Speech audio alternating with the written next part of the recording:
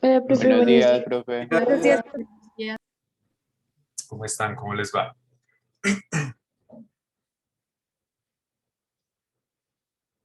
Muy bien. Entonces, bueno, lo que tenemos programado para el día de hoy es trabajar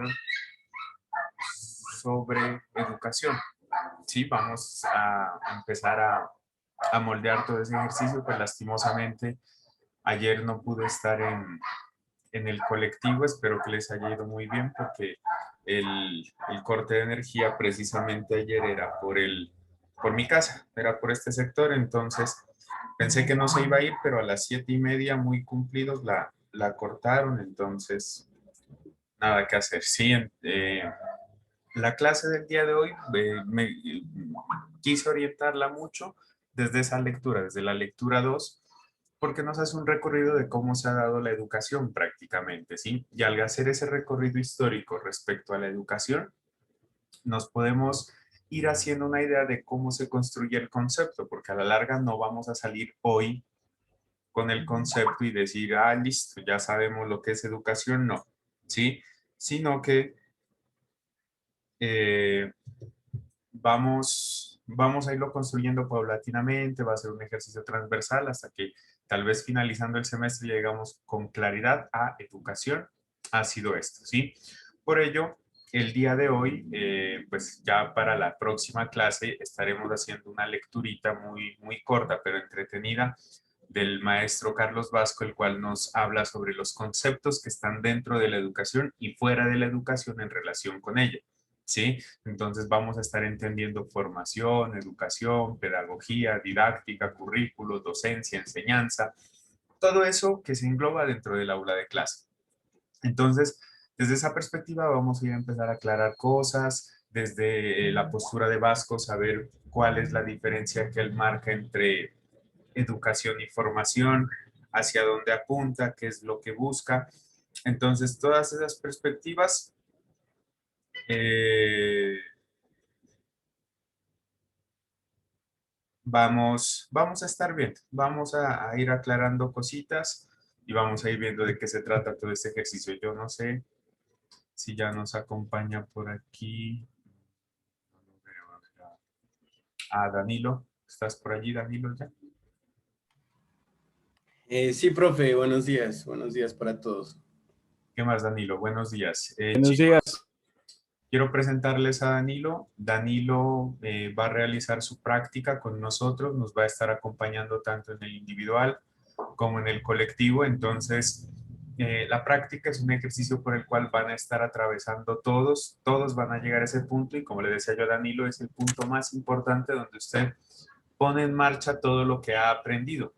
Que si bien no todo se le enseña en la universidad, hay cosas que se aprenden desde la experiencia y esa primera experiencia es esta, la de la práctica. Entonces, por ello, afortunadamente vamos a contar con ese apoyo de Danilo en el cual estaríamos trabajando los dos las clases, ¿sí? Entonces, en unas ocasiones le daremos la oportunidad a Danilo cuando él ya, eh,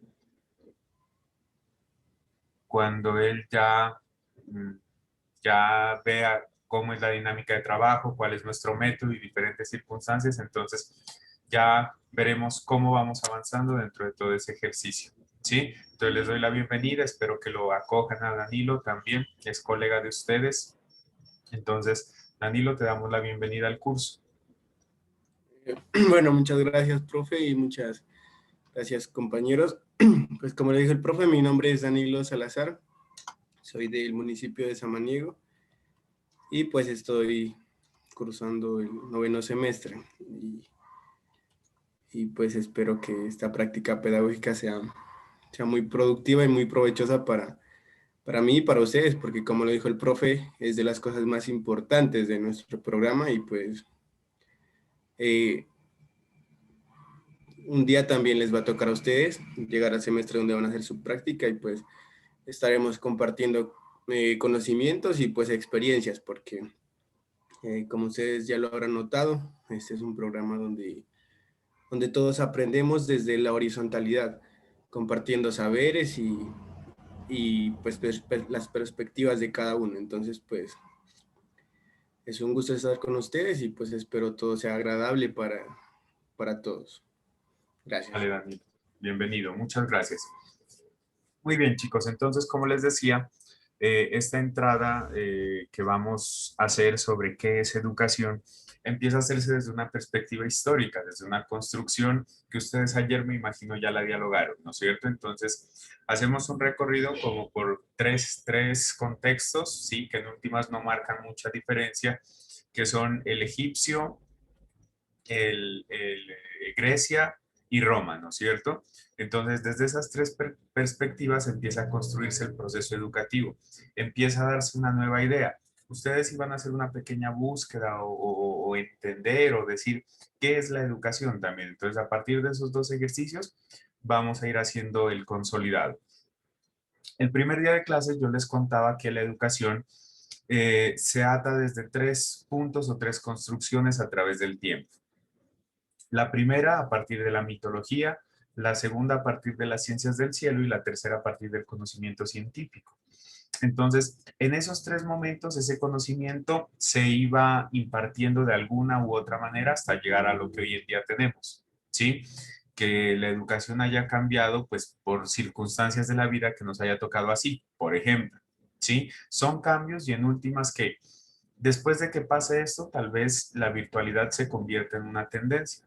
Gente que va a decir, bueno, me di cuenta que lo mismo es ir al aula que estar aprendiendo acá virtualmente. Entonces, puede ser una tendencia que se disparen las licenciaturas o los programas profesionales o las maestrías, las especializaciones de manera virtual. Sí, entonces, según cómo se ofrezca, a partir de un modelo muy bien organizado, de un e-learning bien entendido, sí, entonces pueden ser circunstancias que se conviertan en tendencia y poco a poco vayan llegando a ser corrientes hasta convertirse en modelos pedagógicos. Entonces, esa es una trascendencia que se va dando.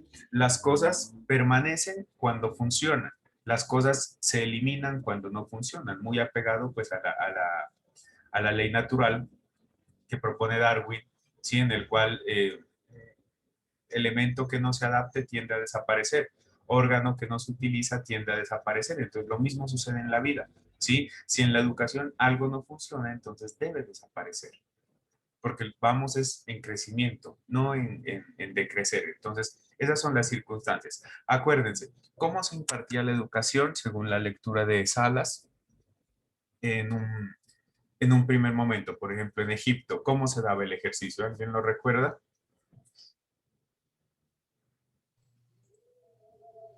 Profe, ¿en qué sentido? Disculpe. ¿Educación o aquí? Sí, de educación. ¿Sí leyeron la lectura número 2 del colectivo? Sí. Estoy trabajando sobre la lectura Sí, del señor. colectivo. Eso. Ajá. Así es que en Egipto se daban dos tipos de escuelas, ¿no? Si no estoy mal. Si no recuerdo mal. Bueno, a ver, vamos con Iván Fernando Obando. Pues, buenos días, profe. Buenos días. En Egipto había dos tipos de escuela, la escuela impartida por los superiores, o sea, para los superiores, y la escuela, se podría decir, como entre familia, porque se transmitía el conocimiento que se tenía de la familia de generación en generación. Pues la educación superior de la élite era superior, claramente. Se trabajaba lo que era astronomía, escritura, cómo dialogar, cómo manejar al pueblo. Eh, la educación era muy rígida, o sea, los estudiantes o los hijos tenían que decir tal y como se les enseñaba, repetir como loros, mejor dicho. Pues, Bueno, vale. Sí, muy bien. Muchas gracias, Julián. Adelante. Pues en la lectura también se hablaba mucho que Egipto era una civilización muy, pues muy influyente en el Medio Oriente. Pues, era muy influyente y que era fuertemente, tenía una fuerte jerarquía. Entonces, pues la educación, aquí se dice que se cree que digamos, la primera escuela de Egipto estaba en donde vivía el faraón. Entonces, también tenían una filosofía del deporte que iba de la mano con la educación. Muchas gracias. Entonces, miren, los procesos se manejaban de la siguiente manera, ¿no? Primero, los hijos del faraón eran los que recibían esa educación, ¿sí? Pero por otra parte, también los hijos empezaban a aprender de sus padres. Entonces, el papá tenía una tarea y la mamá tenía otra tarea. Pero entonces era una enseñanza, una formación, un ejercicio de formación muy informal, ¿no es cierto? Entonces, no teníamos una organización clara, si acaso se escogían a unos, pero era una educación netamente elitizada.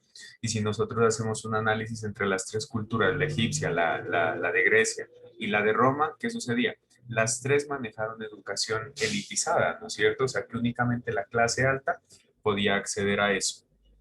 En sí no me voy a quedar en eso porque ya lo charlaron ustedes ayer durante el colectivo. Pero más allá vamos a ir es consolidando ese concepto de qué es la educación. Entonces, la educación empieza a darse como un cúmulo de procesos en el cual se empieza a transmitir conocimiento. ¿Sí? Entonces, ojo con esa palabra, porque hay transmisión y hay otra que puede ser llegar a la comprensión.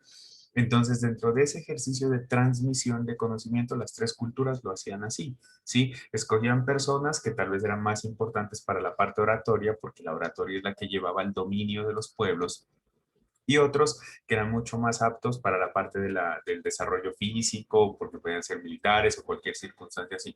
Pero cada cual asumía un rol dentro de esa sociedad, históricamente en esa construcción. Entonces, más allá de eso, la educación se sigue convirtiendo en el lugar o en el espacio donde, ¿qué? Donde el conocimiento simplemente se transmite. Podríamos decir, el conocimiento se hereda al otro. ¿Sí? Y la forma de ver que lo aprendió era simplemente recitándolo nuevamente. Entonces, esto nos empieza a enseñar que la educación se centra en ese ejercicio en el cual se transmite conocimiento. Estamos hablando de antes, ¿sí? Aunque en la actualidad no ha cambiado mucho, también se hace una transmisión de conocimientos, pero ahorita vamos más allá de, ¿sí? ¿De qué me sirve que usted me recite un concepto si no lo ha comprendido? Entonces, yo soy muy amigo de decir que está prohibido aprender algo si no ha sido comprendido en su totalidad. Apenas nos estamos aproximando. Entonces, por ello, a continuación yo les voy a compartir un enlace en el chat, ¿sí? Para que por favor allí escriban ustedes lo que creen que es la educación o qué aproximación tienen a educación, ¿vale? Ya les voy a mostrar cómo, bueno, les voy a mostrar mejor primero cómo funciona, ¿vale? El Padlet. ¿Han trabajado Padlet alguna vez? No, profe. No, No, listo. señor. No, profe. No, profe. Entonces, miren, en este caso el Padlet se lo puede trabajar a manera de línea de tiempo, de cronología, yo lo voy a utilizar como un tablero. Entonces, ¿qué es lo que permite Padlet? Ustedes, cierro aquí esto, se van a encontrar con este tablero. ¿Listo? Y aquí van a responder esta preguntita, pero no quiero que me lo diga Google, no quiero que me lo diga otro autor, sino que quiero usted, a partir de lo que ya ha ido trabajando, de las lecturas, de lo que desarrolló ayer, vamos a hacer esa primera aproximación a lo que es educación. ¿Cómo puede escribir? Usted va a encontrar la misma pantalla que estoy viendo yo en este momento. Entonces, va a dar clic aquí en este más, que a su vez se convierte en un lápiz, y le aparece un cuadro, una caja de diálogo. Donde dice título, usted va a escribir su nombre. ¿Listo? Y después abajo le dice escribe algo. Y aquí usted va a responder la pregunta del título del Padlet. ¿Sí? Entonces, la pregunta ¿cuál es? ¿Qué es educación? Aunque pues, lo vamos a hacer desde la parte subjetiva, de saber qué es lo que entiende usted por educación, porque a la larga tenemos que ir avanzando y tenemos que irnos proponiendo y asumiendo que tenemos que diferenciar lo que es formación y educación, que las dos manejan conceptos totalmente diferentes, se dedican a otras cosas que si bien en algún punto de la vida se cohesionan y se entienden, pero cada una cumple una tarea diferente, ¿sí? Lo mismo cuando entren a trabajar lo que es pedagogía, lo que es didáctica, dos cosas diferentes, lo que es enseñanza y lo que es docencia. Entonces, vamos a estar haciendo toda esa conceptualización para ya meternos de fondo. Una vez usted escriba su respuesta frente a la pregunta, simplemente le da clic afuera y ahí ya queda su respuesta. ¿Listo? Es muy sencillo de utilizarlo. Entonces, les voy a compartir en el chat el enlace. Si alguien tiene algún inconveniente para ingresar, pues me comenta y ya le damos alguna solución. ¿Listo?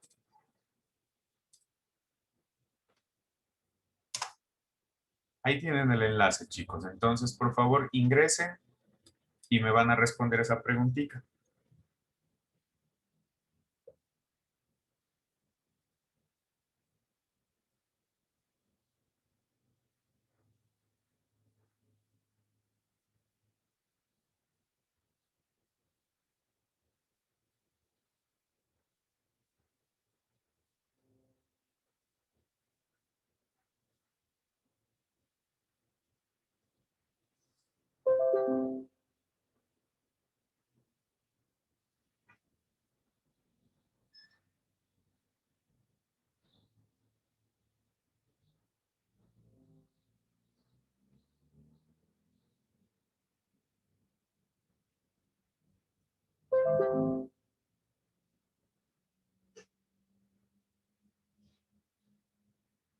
Profe, Dime. profe, lo que pasa es que ahorita me llama la compañera Lizeth Yesenia que tiene un problema con la luz que se le fue y pues que no puede conectarse a la clase. Vale, no hay problema. Igual después la clase ya queda cargada en Classroom. Bueno, profe, gracias.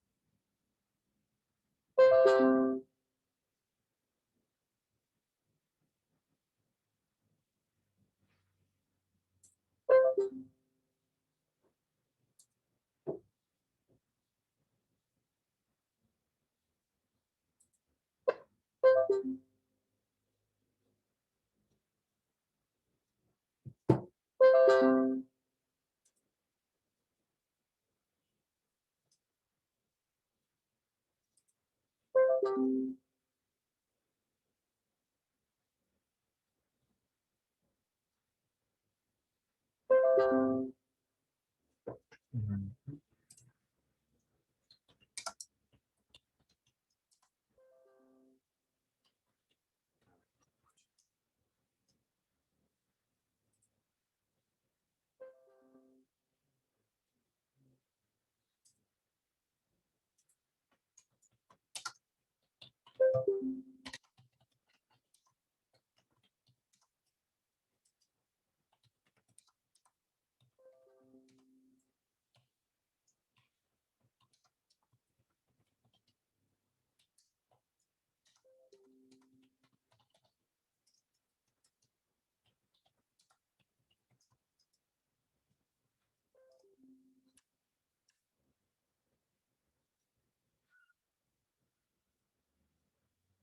Bueno, para los que apenas de pronto acaban de llegar o tuvieron algún problema con conexión, en el enlace que les acabo de compartir es donde ustedes pueden dar su respuesta.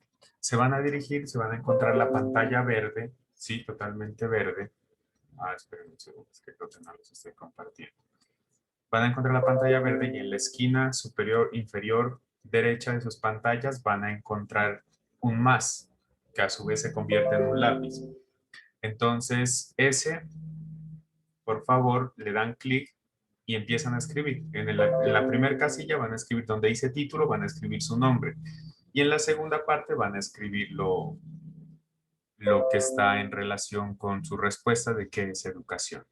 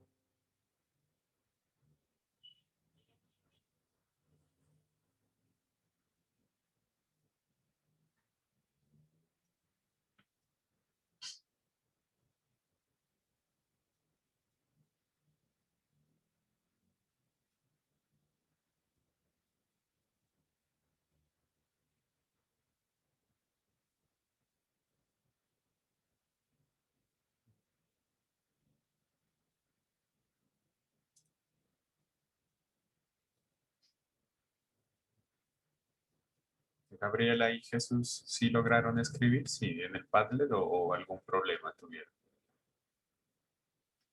Gabriela, explica. Eh, sí se pudo, profe, gracias a Dios. Se Vale, pudo. listo, Jesús. Gabriela. Sí, profe, ahorita consigno mi texto. Vale, si hay algún problema, me cuentas. Cuéntame, Edwin.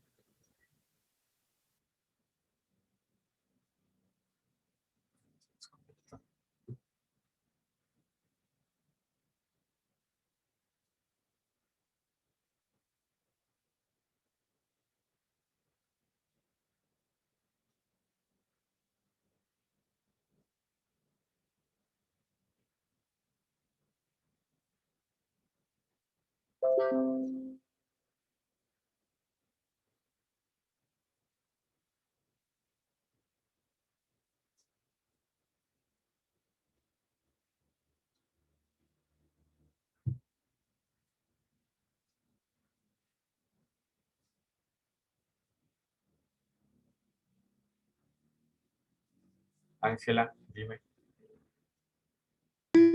Disculpe, mi comentario si se pudo publicar, no sé. ¿Cómo lo ves en Padlet, Ángela? Ya me aparece el lápiz como para editar publicación. Ahí ya está. Sí, sí, lo que pasa es que pues, hay muchísimos, ¿no? Comentarios, entonces es Sí, complejo poder ver. Ángela Díaz. sí. David, Bueno, aquí está. gracias.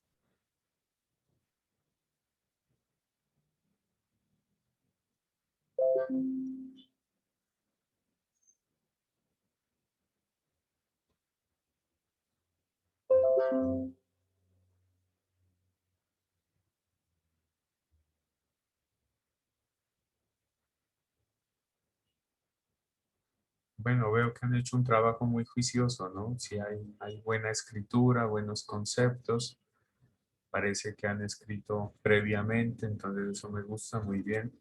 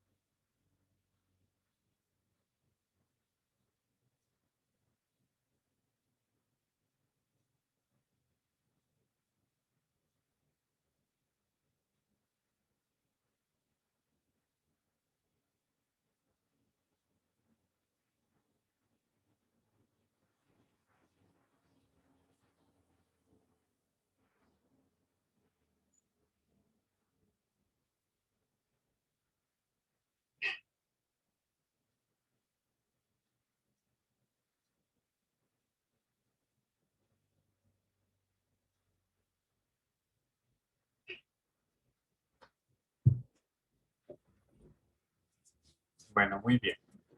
Les agradezco a todos su participación.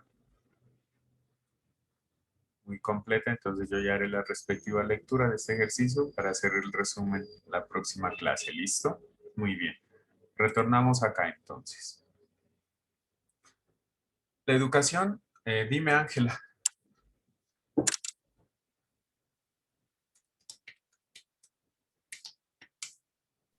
Ah, perdón, se quedó levantada. Ah, se quedó levantada. Vale, listo. Sí. Entonces, la educación se debe movilizar a través de ciertos procesos. La educación se moviliza a partir de una planeación. Y ahí quiero que vayan tomando nota de esas cositas claves para después hacer la diferencia con formación cuando ya hagan la lectura para dentro de 8 días. Entonces, miren, la educación necesita una planeación. La educación necesita unos objetivos claros. ¿Sí? Si bien son objetivos generales, porque dentro del ejercicio que pasa en el aula ya no hablamos de objetivos, sino que hablamos de competencias, ha sido la evolución que ha sufrido la educación a través del tiempo. Entonces, desde esa perspectiva, la educación se moviliza a través de un ejercicio claro. Sí, profesor que no planea, profesor que no hace una buena clase, esa es una realidad. Por más que yo conozca mi tema, conozca qué es lo que voy a enseñar, conozca qué es lo que voy a hacer, la clase debe ser planeada. Sí, hay profes que ya han manejado 20, 30 años la misma clase, pero esa clase necesita volver a pensarse, necesita volver a entender el contexto con el cual voy a trabajar, ¿sí? Hoy en día, cuando los profes van a dar clase a básica primaria, ya no es lo mismo como se trabajaba hace 10 años en básica primaria, donde encontrábamos a un niño simplemente ansioso porque él quería escribir en sus cuadernos nuevos o ansioso porque quiere combinar el color rojo para los títulos y el color azul para las generalidades. Ya no es eso lo que a los niños los atrae en la institución. Si bien se convierte en un aliciente, se convierte en un pro para asistir a estudiar, ellos buscan en su profesor que solucione todas las inquietudes que llevan al aula de clase. Por ello, hoy en día debemos entender que ya nos encontramos con un niño que es fanático de YouTube, ¿sí? Con un niño que tal vez cuando yo le voy a enseñar las teorías de la existencia del universo, él ya me empieza a hablar de un multiverso, por ejemplo, y no multiverso pues como el de los Avengers o el de DC, no, sino que me empieza a hablar de la teoría que Stephen Hawking quiso darle vida, sino que no se logró una simple comprobación. Entonces, esas cosas yo ya tengo que saberlas bandear y entonces miren que voy ante un auditorio que está ansioso por saber qué es lo que yo le voy a enseñar. A veces la deserción no solo es culpa de la situación económica, de que los jóvenes tengan que trabajar o los niños, ¿sí? O que hay un maltrato en la casa, sino que súmele también a esos problemas que sea un profesor que no prepara las clases. Entonces, ese concepto de educación se va pegando a todos estos procesos que nosotros vamos a ir definiendo a través de que vayamos pasando clase a clase, ¿sí? Entonces, la educación empieza a pensarse desde una pregunta que yo he definido aquí, que digo, ¿cómo definir lo que debe ser enseñado? Los maestros hoy en día tenemos esa ardua tarea, ¿sí? De ingresar a planear una clase, pero de saber qué es lo que le voy a enseñar, qué es lo que verdaderamente le sirve para su vida. Acuérdense el ejemplo que yo les planteaba respecto a los nombres de los barcos de Cristóbal Colón. Yo no sé en qué momento se decide enseñar eso como algo que debe quedarse en la cabeza de los estudiantes, ¿sí? Porque siempre viene la pregunta, cuando yo pienso en qué es educar, digo, bueno, ¿qué es educar? Pero más allá de qué es educar, ¿qué es lo que voy a enseñar? Y yo cada vez que planeo una clase digo, bueno, ¿y esto para qué le va a servir a mi estudiante? Esa debe convertirse siempre en la pregunta clave dentro del ejercicio educativo. ¿Para qué le sirve lo que le voy a enseñar? Es un ejemplo claro, ¿sí? Entonces, cuando yo llevo conocimientos obsoletos, conocimientos que no tienen redundancia en la sociedad, que no sirven para solucionar problemas, entonces eso significa que no he hecho una buena planeación de mi clase. Cuando yo llego con un lenguaje demasiado avanzado, ¿sí? Cuando uso lecturas que son inentendibles, que son confusas, significa que no hay una buena planeación de la clase. ¿Sí? Los seres humanos, según Samper y Subiría, tenemos momentos para el aprendizaje. Y uno de ellos está entre los 2 y los 5 años. Otro está entre los 5 y los 7 años. otro está entre los 7 y los 12 años, y otro está entre los 7 y los 21 años. Y se atreve a decir, subiría, que nosotros únicamente construimos teoría a partir de los 21 años. ¿Qué me parece a mí certero? Porque ¿para qué yo voy a poner a construir teoría a un niño cuando no tiene esa base conceptual de lo que puede ser una tesis, una hipótesis, una antitesis? Entonces, mire que esas son circunstancias que debemos irlas pensando bien. ¿Sí? Entonces, esa educación debe ser pensada de acuerdo a esa edad que tienen los niños. Esa educación debe ser pensada de acuerdo a los intereses que tienen los niños. Bueno, me disculpan, cuando hablo de niños, hablo pues de los jóvenes y de en general el auditorio con el cual se está trabajando el proceso educativo. Para ello, la educación se define en tres procesos, ¿sí? Que es el diseño curricular, el desarrollo curricular y la evaluación curricular. Ah, pero aquí ya nos apareció otro concepto nuevo, miren, para la educación. Entonces, a los que ya por allí usted tienen su listadito de formación, educación, pedagogía, didáctica, enseñanza, docencia, sumémosle este, que es el currículo, que también lo vamos a estar definiendo la próxima clase. Entonces, ¿qué pasa? Lo curricular es lo que sucede en el aula de clase. ¿Sí? Es lo que yo he decidido entregarle al estudiante como conocimiento bueno y conocimiento que le sirva para solucionar problemas de su vida cotidiana. ¿Sí? Es que aquí hace mucho tiempo las ciencias naturales nos confundieron al decirnos que únicamente el conocimiento científico era el que servía para resolver problemas, ¿sí? Que únicamente lo que hacían las ciencias naturales servía para solucionar cosas de la vida, lo que hacía la medicina, lo que hacía la ingeniería, lo que hacen las diferentes ciencias duras, como se han denominado o autodenominado. Las ciencias humanas también aportan, ¿sí? Si no, díganme, si no existiese la sociología, ¿cómo entender el desarrollo y evolución de una sociedad? ¿Sí? Si no existiesen las competencias ciudadanas, ¿cómo entender que debemos generar ejercicios de convivencia en la ciudadanía? ¿Sí? Si no existieran las ciencias sociales como madre de todas estas que les acabo de mencionar, ¿cómo entender la construcción histórica, la construcción geográfica y la construcción política de las comunidades? Entonces, todo eso va pensado a través de un ejercicio curricular. Y entonces miren que tenemos una repetición en tres momentos: el diseño curricular, el desarrollo curricular y la evaluación curricular prácticamente, ¿sí? En educación, nosotros, como ya les he venido mencionando, tenemos la obligación de diseñar, como sea, ¿sí? El diseño, ¿qué es? La planeación de una clase, ¿sí? Entonces, ese es el momento particular. Cuando yo diseño, estoy pensando, estoy planeando.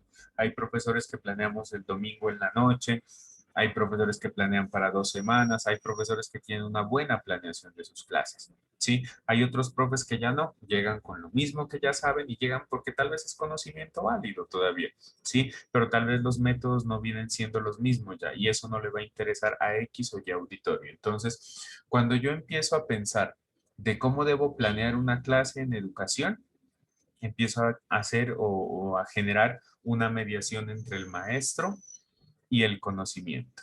¿Sí? Entonces, el maestro se encierra con el conocimiento y empieza un proceso de me quiere y no me quiere. Entonces, este conocimiento me sirve, este lo desecho. Este me sirve, este lo desecho, ¿sí? Porque hay mucho conocimiento que no sirve. ¿Sí? Yo siempre doy el ejemplo de decir, hace 20 años, 25 años, un maestro simplemente tenía que ceñirse a un texto, a un libro o a 2 libros para hacer la planeación de sus clases.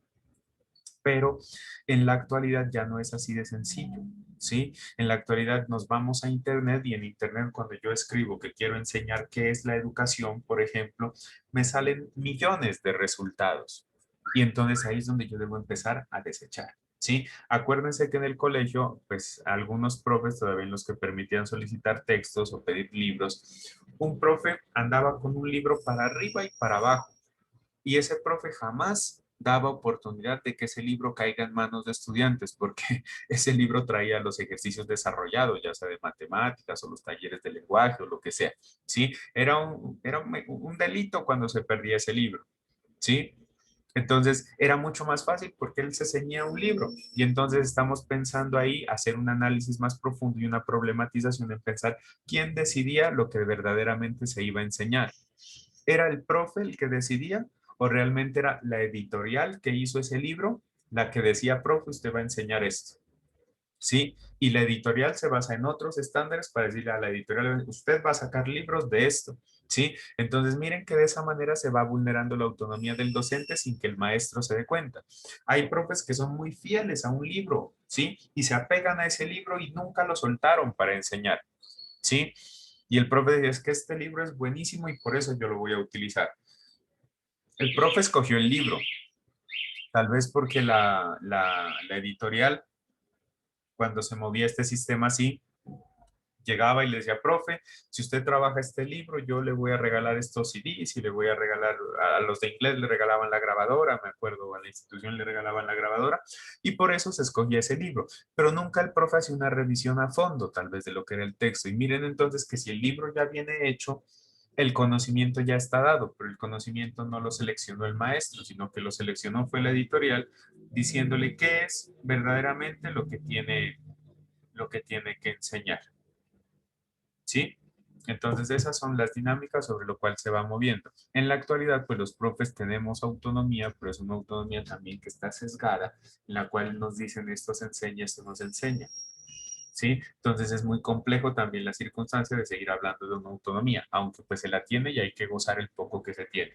Entonces, cuando nosotros hacemos ese diseño, hacemos una mediación. Este guión quiere decir mediación entre el maestro y el conocimiento. ¿Qué enseño y qué no debo enseñar? Cuando la clase está supremamente bien planeada o planeada únicamente, pasamos al desarrollo curricular, que a veces es muy difícil que se cumpla, ¿sí? Aunque cuando se planea bien sí se logra cumplir lo que uno ha planeado. Tampoco soy amigo de decir, porque muchos profes dicen, no, es que uno planea una cosa y sale otra en el aula porque jamás se va a esperar. No, eso es falso. ¿Sí? Cuando de su clase de lo planeado no se cumple ni el 30%, significa que usted no planeó. Es así de sencillo. Entonces, para ello, para garantizar que haya aprehensión de conocimientos, entonces el diseño curricular que se ha realizado debe verse reflejado en el desarrollo curricular.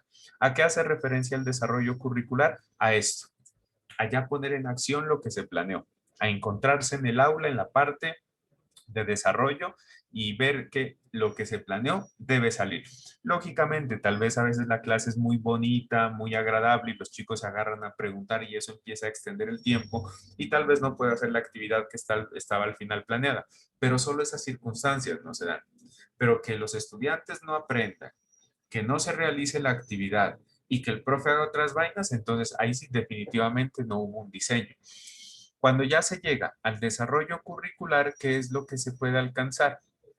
¿Sí? Una mediación entre quién? Entre el maestro, el estudiante, a través del conocimiento. Entonces, yo como maestro le entrego las herramientas para que usted pueda construir el conocimiento que usted considere necesario. ¿Sí? Ya no estamos en el momento de decirle, y es que esto es lo que usted necesita. Tome. ¿Sí? Para mí era muy fácil poder iniciar la clase y decirles, bueno, jóvenes, escriban, educación, 2 puntos. Es el proceso mediante el cual se institucionaliza un ejercicio formativo y bla, bla, bla. ¿Sí? Entonces era más sencillo así. O mejor, vamos dando herramientas, vamos dando cositas que nos sirve para que usted construya. Es que a la larga la existencia de un modelo constructivista no es solo el nombre, es que se debe permitir que el estudiante de todo un cúmulo de conocimientos pueda coger lo que a él le interesa y pueda construir el propio concepto. Entonces, esa mediación que se da entre el maestro y el estudiante se da a través del conocimiento cuando estamos ya en el desarrollo curricular o cuando hemos puesto en práctica lo que se ha planeado el domingo en la noche, el sábado. Bueno, ya cada profe tiene sus propias mañas para planear. Entonces, esas son circunstancias sobre las cuales se van dando las situaciones. Una vez yo he conseguido que los estudiantes construyan su concepto, apropien lo que consideran necesario y puedan desarrollar ese proceso sobre el cual yo me he planteado que conozcan, entonces necesito hacer un ejercicio de evaluación curricular. ¿Sí? La evaluación curricular no siempre debe orientarse hacia la medición. ¿Sí? ¿Quién dijo que un trabajo simplemente yo espero medir a los estudiantes que tienen? ¿Sí? Yo, por ejemplo, yo detesto calificar trabajos, es algo que no me gusta a mí hacer. ¿Sí? Amo mi carrera, amo lo que hago, pero no me gusta calificar. ¿Sí? Me gusta más vale es evaluar. que es muy diferente el ejercicio que yo estoy planteando allí, ¿sí? En este tiempo de pandemia, eso nos ha quedado clarísimo. En las instituciones donde no tienen conexión, por ejemplo, ¿sí? Se han limitado a calificar. Un estudiante recibe de allá a la distancia una guía de trabajo, ¿sí? Y eso una guía mal elaborada porque simplemente se limita a llegar con un taller. O sea, si la educación era fea, ahora llegar y pum, chocarme en mi WhatsApp con una guía de trabajo es peor, ¿sí? Se volvió más fea porque los profes no entendimos que la guía también sirve para orientar. Es que ese es el nombre, guía se llama. Antes existía algo que se llamaba la guía telefónica, por ejemplo, ¿sí? Un libro donde usted iba y buscaba, encontraba el teléfono de todo mundo allí. Guía telefónica, lo orientaba, ¿sí? Pero esa guía telefónica no le decía, bueno, yo le voy a entregar 4 de los 6 números que es ese teléfono, usted allí los otros 2, no, porque era una guía, lo orienta a usted, ¿sí? Cuando yo me voy a un parque turístico, me encuentro con un guía, ¿no es cierto? Y el guía no me va mandando a la Topa Tolondra y, no, pues aquí tiene 3 caminos, usted verá por cuál se va. No, el guía me dice, nos vamos por acá y todo el cuento, ¿no es cierto? Cuéntame, Gabriela. Pero ¿qué se puede hacer ahí si estrictamente pues en una institución dan el CIEDES y cómo podemos evitar esa, o sea, esa educación que imponen que se debe mostrar? Ya. Si ya es como que nos tienen dictaminado un tema.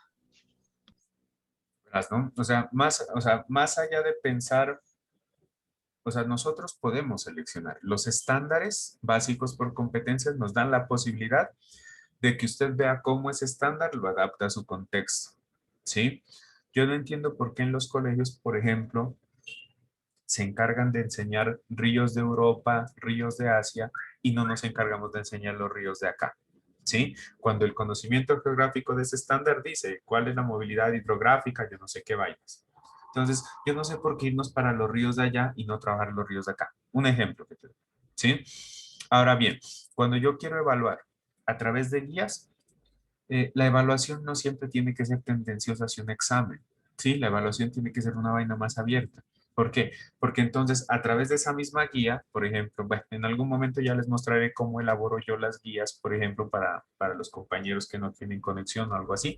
Jamás se encuentran solo un taller conmigo, ¿sí? Yo les elaboro un documento muy amplio, les digo, mira, esto fue lo que se hizo, explicándoles toda la clase, sino que a través de un texto, ¿sí? Sin mentirte, se asustan porque mientras otros compañeros les envían solo una hoja, pum, con un taller, mi guía son 6, 7 hojas.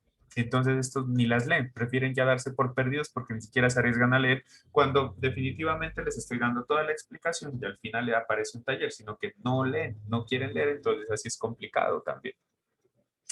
Desde ese punto, entonces, tú puedes gozar de tu autonomía, tú puedes decidir qué enseñarles, tampoco separándote de los diferentes lineamientos y estándares que tiene el ministerio, porque hay profesores que lo han hecho. En Nariño, por ejemplo, hay una profe en La Caldera que se separó de estándares y dijo, yo no voy a enseñar eso, yo voy a enseñar lo que creo que ellos necesitan. Y bien hizo la profe, ¿sí? Para su contexto, pero siento que en lugar de ayudar, a futuro los está perjudicando a esos jóvenes. Y ahorita te explico por qué. Hay otra profe, yo me acuerdo, la profe Lola, creo que es en el Cauca, maravilloso, cumple una función pero valiosísima. Les enseña también a los chicos desde lo propio, lo que necesitan, separada totalmente de estándares, de lineamientos o lo que se conoce como el currículo oculto, lo que ella considera. Maravilloso. Lo que a mí me queda sonando, Gabriela, por ejemplo, es cuando estos chicos vayan a enfrentarse a una prueba, saber qué va a pasar, ¿sí? Si esos chicos tienen deseo de ingresar a una universidad, tiene que hacerse a través de la prueba Saber 11, ¿sí? Pero yo como les enseñé lo que ellos necesitaban para su contexto, como no tenían cartuchera, les enseñé a hacer cartucheras con tarros de plástico, con botellas de agua, ¿sí? Pero realmente el conocimiento que necesitan para poder salir de allí, de su contexto, para irse a estudiar, les estoy brindando a través de ese proceso. Entonces, miren que los profes en muchos casos se han dedicado a condenar los estándares básicos por competencias cuando son muy buenos. Es que a mí el estándar no me está diciendo, Gabriela, tome, usted va a enseñar esto al pie de la letra, no. Me dice, se va a orientar en esto para llevar a su contexto esto que estamos pidiendo acá. Entonces yo tengo esa posibilidad abierta de decidir qué enseñar y qué no enseñar. ¿Sí? Profe, o sea que Dime. se podría decir que o sea, es malo que no se eduque por aptitudes, sino que solamente se vaya a algo académico que va pues a lo que es el ICFES. Es decir, porque pues se estarían desaprovechando lo que serían estas habilidades de de las diferentes personas, tanto para crear o músicos, como suele ser así, ¿no? No todos se les da bien lo que serían matemáticas, pero son unos duros tocando guitarra. Entonces, ahí sería que no sé, malo. No, no es No, malo. no sé. Ajá, no, no es malo, sino que hay que entender cómo se va dando la composición de la sociedad, ¿sí? En las familias estamos acostumbrados que cuando al chico le va mal en matemáticas y le va muy bien en artes, preferimos contratarle el profesor de matemáticas para que le vaya a enseñar matemáticas y no seguir desarrollando la parte artística que le va muy bien. Entonces, siempre preferimos irnos por lo malo que por lo bueno y desarrollar lo bueno. Las dos cosas pueden hacerse, ¿sí? Si nosotros enseñamos las áreas que están institucionalizadas, que según Ley General de Educación deben darse en los colegios, nosotros le apuntamos al IFES. Y a su vez podemos desarrollar esas otras habilidades que tú mencionas, ¿sí? Dentro de un componente que se llama el hacer, ¿sí? Eso ya lo vamos a ir trabajando a medida que vayamos avanzando. O sea, el problema es que solo nos concentramos en el saber, pero nunca le prestamos atención al hacer y mucho menos le prestamos atención al ser. Yo no sé si ustedes recuerdan que en nuestra planeación nosotros hablábamos, ¿no es cierto?, del saber, el hacer y el ser. Entonces, en las instituciones se están concentrando solo en el saber, que es medirte tu conocimiento, Gabriel. Someterte a un examen riguroso, donde yo en lugar de ser profesor parezco como esos guardias del IMPEG o de la cárcel que se pasean por los callejoncitos de la clase y que si tú te mueves, pues ahí mismo yo volteo a verte. Y tienes que avisarme tú con susto y decirme así, profe, es que voy a sacar una hojita para hacer ejercicios. Sí, o sea, imagínate cómo va a ser eso un elemento que siga existiendo en las aulas de clase. Entonces, todas estas dinámicas las vamos a ir reconstruyendo, Gabriela. Vamos a ir viendo hacia dónde debe apuntar la educación cuando buscamos el desarrollo de seres humanos, que en últimas es lo que busca la pedagogía, ¿sí? Por acá hay participaciones, creo. Listo, profe, Ajá. gracias. María Fernanda. Y profe, respecto a lo que decía de la profesora que creía que le enseñaba lo que era pues pertinente, creo que no, porque el diseño curricular más lo que hace es que tiene que dársele estos conocimientos a cada niño en cada determinado grado para que ellos aprendan. Ya el cambio que uno debería hacer como profesor es cómo los desarrolla en el contexto que él se encuentra, ¿no? Si es de la costa, si es de acá, por la región. Entonces, a eso, porque un ejemplo, si la profe enseña algo diferente y un niño se pasa de colegio o se va a otra ciudad, va a estar atrasado. Entonces, eso es lo que hago referencia, de que se debe enseñar lo que está establecido en el diseño curricular nacional para que así los estudiantes pues estén a nivel y puedan como llegar a la prueba saber con todos los conocimientos que se van a aplicar en ella debido al diseño. Exacto, es que, bueno, eso, o sea, es que ahí es donde nosotros nos dedicamos a desarrollar todo, sino que a veces el sistema educativo no nos da para tanto, ¿sí? Entonces, por ejemplo, que me menciona Vanessa, las inteligencias múltiples es otra de las maneras, por ejemplo, para desarrollar esas habilidades que tienen los estudiantes sin que se centren solo en un proceso, ¿sí? Que es el del conocimiento y el saber, y es que a la larga, como las instituciones también las miden a través de esas pruebas, son cosas que los ponen entre la espada y la pared. El mayor problema de rechazar los estándares básicos por competencias de los maestros fue que nunca entendieron cómo se trabajaban, ¿sí? Y decían es que eso nos vulnera la autonomía y es que no nos va a permitir ser nosotros y yo no sé qué, pero nunca se dedicaron a estudiarlos para comprender cómo deben ser trabajados en realidad. ¿Sí? Entonces los criticaban sin tener conocimiento. Yo les aseguro que esta es la hora que tal vez vamos a un colegio y dos o tres profes no saben todavía cómo se maneja eso, ¿sí? Entonces son complicaciones que se presentan. Pero miren lo que sucedió. Salió algo que se llaman los derechos básicos de aprendizaje, ¿sí? Que era, desde mi perspectiva, muy particular, mi opinión, es una cartilla para dummies de cómo tenían que manejarse los estándares, ¿sí? Y entonces al profe le dijeron cómo debe hacer la competencia, cómo debe enseñar, qué debe enseñar y cómo debe evaluar, le dijeron, ¿sí? Y con estos el profe sí es contento. Entonces a mí me llamaba la atención en alguna charla del Ministerio de Educación, yo daba mi perspectiva, yo no estaba de acuerdo, defendía los estándares y los DBA nunca me han llamado la atención. Y entonces todo el mundo me atacaba y me decía que no, que eso no es así, que lo que pasa es que les dio miedo aprender los estándares, pero le sacaron algo donde le dicen a usted cómo comportarse, pues yo les decía, es que falta simplemente que abajo venga una nota y me diga, y debe portar la siguiente ropa con los siguientes colores, porque vulneraron toda la autonomía. Le dije, los profes salimos a pelear a las calles siempre por la autonomía, pero nos sacaron unos DBA y somos contentos porque nos planearon la clase, ya no necesitamos planearla nosotros. Eso para mí sí es vulnerar autonomía, ¿sí? ¿Cómo será de tanto? Creo que me invitaron a la tercera, que fue la última, y de ahí no me invitaron más, porque son reuniones como muy cerradas de representantes de la educación. Entonces, esos procesos dan para pensar, ¿por qué al profe peleando tanto por autonomía no le gustaron los estándares que le dan la libertad de que se ciña un orden de lo mínimo, es que se llaman estándares básicos por competencias? Básicos no es por poquito, ¿sí? Sino que son estándares básicos por competencias porque es lo que todo el mundo debe saber, ¿sí? No le gustó cuando tiene la autonomía, pero sí le gustó cuando le dicen hasta cómo debe evaluar, por ejemplo. Entonces, esas son cosas que lo dejan pensando a uno, ¿no es cierto? ¿Qué es lo que les molesta? Igual, acuérdense que es una primera aproximación que estamos haciendo a todo este cuento. Miren cuáles son los documentos o los lineamientos sobre los cuales se basa la educación estrictamente en Colombia, ¿no es cierto? Hay algo que lo manejamos que son los referentes de calidad. Por ejemplo, están los estándares básicos por competencias, que es los que les acabo de mencionar. Y este librito que yo lo defenderé a capa y espada porque me parece muy bien organizado y en algún momento ya le haremos un estudio más a fondo, ¿sí? Nos concentraremos en ver qué es lo que piden las ciencias sociales que se enseñen. Lógicamente hay para todas, ¿no? Para matemáticas, ciencias naturales, ciencias sociales, lenguaje. Y con el tiempo han ido saliendo estándares para las otras áreas del conocimiento. Pero este en ciencias sociales está muy bien organizado, me parece a mí. Incluso para competencias ciudadanas está también muy bien organizado de qué es lo que se debe enseñar. Pero mira que no me dice, bueno, enseñar, por ejemplo, reconozco a Bogotá como la capital de Colombia y conozco su cultura. No me habla de eso, ¿sí? Sino que me dicen, reconozco cuál es el concepto de capital y empiezo a distinguir las culturas y las particularidades de cada ciudad. Entonces, mira que me lleva a mí hasta acá. Si yo estoy enseñando en Ipiales, en Túquerres, en Tumaco, donde yo quiera, yo puedo hacer esa adaptación de estándares. ¿Sí? ¿Para qué yo enseñarles en Tumaco, por ejemplo, la historia de Pasto?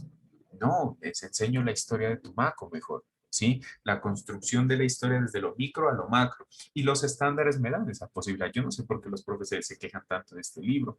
Lo que pasa es que nunca lo aprendieron a manejar o siempre se cerraron a comprenderlo. Entonces ese fue un problema. Pero los DBA, que ya los estudiaremos en un momento, se van a dar cuenta que es una organización tremenda. No, le falta es que salga un tipo de ahí en holograma del libro y de la clase. Sí, porque lo demás ya está dado. Y usted cuando, por ejemplo, los chicos se ponen bravos conmigo y en los últimos semestres cuando yo les enseño a elaborar las competencias y me dicen, profe, pero ¿para qué eso si eso ya viene hecho? ¿Sí? Entonces le digo, no, es que tenemos que aprender para todos los contextos. No, pero es que eso ya está y se ponen berraquísimos y cuando están en práctica, por ejemplo, conmigo que soy asesor, yo les enseño a construir, profe, pero es que vea que ya están. No, vamos a aprender. ¿Por qué? Porque cuando se presentan, por ejemplo, todos iniciamos trabajando por lo general en el sector privado, en colegios privados nos toca. Vamos, nuestra hoja de vida, nos hacen una prueba de conocimiento. Lo primero que los ponen a hacer es al diseño curricular. Planee una clase y usted acostumbrado al DBA que le hacía todo, entonces, ¿qué va a pasar en ese momento? No va a saber por dónde es. Entonces, miren que hay cosas que es necesario construirlas. Entonces, uno de esos referentes de calidad es los estándares básicos por competencias, ¿sí? Otro son los lineamientos curriculares, o sea, son elementos mucho más amplios que le dicen, esto es lo que debe manejar las ciencias sociales, esto es lo que debe desarrollar las ciencias sociales y esto es cómo debe trabajarse. ¿Sí? Que este es el que existe desde 1994 y que no ha perdido vigencia porque son buenos realmente, ¿sí? Antes no se sabía qué se enseñaba, el profe enseñaba lo que él quería, ¿sí? Y en últimas hay cosas que nos están llevando a caer en esos errores, a enseñar lo que nosotros queremos, y por eso es que damos pie a que nos tilden de que estamos adoctrinando en las aulas de clase. ¿Sí? Yo no sé si ustedes recuerdan ese capítulo vivido hace unas 2 semanas de una profe de ciencias sociales que diseñó un taller sobre los falsos positivos. ¿Sí, sí escucharon? Sí, profe, claro. Eso, exacto. Entonces, claro, todos salimos a la defensa de esa profe, ¿no es cierto? Porque, pues, si algo sabemos es que no la pueden perseguir por la libertad de expresión y todo este cuento. Estamos en lo correcto. Pero de allí, más allá de defenderla por ser una colega de ciencias sociales, por saber que está mostrando la realidad del país, no podemos tampoco aplaudirle una guía mal elaborada, ¿sí? Yo dije, bueno, más allá de mi postura política, de la afinidad que tengo con la profe y de todo el apoyo que le voy a dar a la profe, voy a hacer un análisis pedagógico de la guía. Y yo me siento a estudiarla y la guía está mal elaborada. La guía es tendenciosa. La guía no está desarrollando competencias, la guía se convirtió en un elemento simplemente de adoctrinamiento, eso no se puede negar, y de esa manera es como se da papaya, ¿sí? Mire que ella, en lugar de ya dictaminar que el culpable de los falsos positivos es Álvaro Uribe, ¿no es cierto? No, ella mejor tenía que hacer un ejercicio investigativo y que los chicos saquen esa conclusión de que todo apunta hacia él, por ejemplo. ¿Sí? Entonces miren que hay cosas que deben irse dando bajo unos lineamientos y unos estándares, ¿sí? Hay unos elementos que deben ser concretos en la enseñanza y tampoco podemos recaer en ese proceso. Las aulas de clase deben ser elementos de pensamiento abierto. Esa es una realidad, ¿sí? Ahora, que si ese pensamiento abierto no se puede sostener con argumentos, deja de ser un pensamiento abierto. Yo siempre les he dicho que no entiendo cómo en las discusiones o en las reuniones familiares de amigos dicen, ah, no, de política y religión no hablemos porque salimos peleando. ¿Y por qué salimos peleando? Porque no tengo la capacidad de argumentar y porque no tengo la capacidad de entender al otro. Entonces, ¿para qué carajo nos reunimos? ¿Sí? Esa es una realidad. Entonces, miren que hay cosas que hay que verlas más allá de fondo, buscar qué es lo que quieren, ¿sí? Imagínense un taller elaborado desde la otra postura que diga, ah, bueno, y con todo el mal ejemplo que está dando Gustavo Petro después de haber matado ni sé cuántas personas cuando fue guerrillero, entonces, ¿qué pasa? Nosotros nos sentimos ofendidos, ¿no es cierto? Porque es como, es las dos posturas, la polarización. Entonces, hay que pensar y entender esa circunstancia también, ¿sí? Ver más allá de lo que nos plantea. Ahora que también pues en nuestro país que se encargaron como de perseguirla y de amenazarla y todo ese cuento, ya es otra cosa más grave. Pero para ello existen estos textos que nos permiten saber qué es lo que debo enseñar. En la historia del conflicto necesariamente tiene que enseñarse lo de los falsos positivos. ¿Qué es esa vaina? Es que eso solo existe en Colombia, el falso positivo, ¿sí? De la misma manera como el concepto de desplazamiento solo existe en Colombia de la manera como nosotros lo conocemos. El desplazamiento en otro sitio es tomar un elemento y pasarlo de un lugar a otro. Eso es desplazarlo, ¿sí? El desplazamiento solo existía para la física, el desplazamiento de cuerpos bajo la fricción y todo esto. Pero en Colombia resulta que el desplazamiento no es eso. El desplazamiento es cuando una persona tiene que abandonar sus tierras, y yo digo su vida, abandonar su vida, ¿sí? Porque un grupo quiere apoderarse de sus tierras. Entonces son cosas que hay que tenerlas en cuenta, Gabriela, porque prevalecen los sesgos de confirmación ante la actitud de análisis. Claro, nos basamos en los elementos superficiales y no hacemos un análisis de fondo de las cosas que se van presentando. Tenemos orientaciones pedagógicas, que es pues prácticamente todo lo que nos va presentando ministerio, lo que nos dicen las secretarías de educación, todos los elementos relacionados con educación y saber qué es lo que tenemos que hacer. Por ejemplo, una orientación pedagógica es lo que se dio frente a los problemas de bullying en las instituciones. Acuérdense que antes el bullying no existía. ¿Sí? Incluso en la actualidad el bullying todavía la gente ni siquiera lo comprende porque lo usan en cualquier contexto. Los compañeros de trabajo, cuando el uno le lo recocha mucho al otro, es que me está haciendo bullying, ¿sí? Ah, es que profesor, usted me hace bullying. No, el bullying simplemente se da entre estudiantes, ¿sí? Los amigos en la calle es que me están haciendo bullying, no, no, significa que no comprenden el concepto. Entonces, a raíz de esto, del bullying, salió en el año 2016, no, en el año 2014, la ley 1620, ¿sí? Entonces, desde esa perspectiva, dijeron, tenemos que darle solución a lo que está pasando en las instituciones, porque los manuales de convivencia se convirtieron en elementos punitivos nada más, ¿sí? En los cuales decíamos, ah, bueno, usted cometió una falta, eso está en manual, es falta grave, sancionado. Ah, es falta gravísima, expulsado, ¿sí? Pero no nos dedicamos a formar. Entonces los pactos de convivencia deben llevar a eso prácticamente, a ver cómo formamos a partir del error, ¿sí? Cuando se presenta un conflicto entre estudiantes, siempre nos fijamos es en el victimario, ¿no es cierto? ¿Sí? Siempre el castigo se dirige hacia el victimario, pero nunca hacemos una revisión del antecedente del conflicto. ¿Qué fue lo que pasó antes? Tal vez una persona que lo molestaba mucho a otra, por ejemplo, Jairo está molestando mucho a Andrés, lo jode a Andrés, lo molesta cada descanso a Andrés, hasta que Andrés llegó y se mamó, se cansó. Y Andrés se regresó y ¡prum! Le metió un puño a Jairo. ¿Sí? ¡Pum! Llorando, porque yo nunca me imaginaba que ese Andrés me iba a pegar así de fuerte. Entonces llega el coordinador, llega el profesor, ay, ¿qué te pasó, Jairo? Es que Andrés me pegó. ¿Sí? Ay, Andrés, caramba, ¿cómo usted va a hacer eso? Me trae a su padre de familia y yo no sé qué. Pero el antecedente, ¿cuál fue? Era el que yo a Andrés ya lo tenía cansado. ¿Sí? Lo tenía cansado de tanta molestia, de tanto de recocharlo y fregarle la vida al pobre, hasta que llegó y se cansó y me pegó. Pero lo castigaron a él porque él fue el que me golpeó y me hizo llorar. Entonces se dan cuenta cómo los elementos deben ser muy bien pensados. A veces es como tan fácil simplemente, a ver, leamos qué dice el manual de convivencia de esto. Y San se acabó. Entonces esas son circunstancias que hay que pensarse, pero que hay que tenerlas en cuenta cuando hablamos de orientaciones pedagógicas. Tenemos unos referentes técnicos, los derechos básicos de aprendizaje, que es lo que les digo, que en un futuro ya lo revisaremos, sino que aquí el gobierno fue muy estratega, ¿sí? Le colocó a esto una palabrita derecho, mire. Entonces significa que nosotros no se lo podemos negar al estudiante, ¿sí? Al decir derecho básico de aprendizaje significa que es lo que debemos enseñar, ¿sí? Porque acá arriba también aparece, mire, estándares básicos, pero acá ya es un derecho, entonces esta fue, o sea, esto le dijeron, usted va a enseñar esto y punto, se acabó.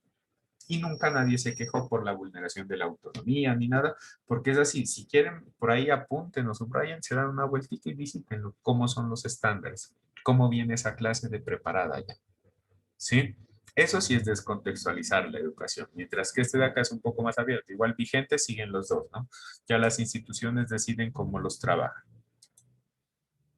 Las mallas de aprendizaje, que es un ejercicio muy bueno que se viene a futuro, a mí me llama mucho la atención porque en lugar de separar las asignaturas como venimos trabajando ahorita, que el lenguaje por allá, sociales por allá, matemáticas por su lado, ¿sí?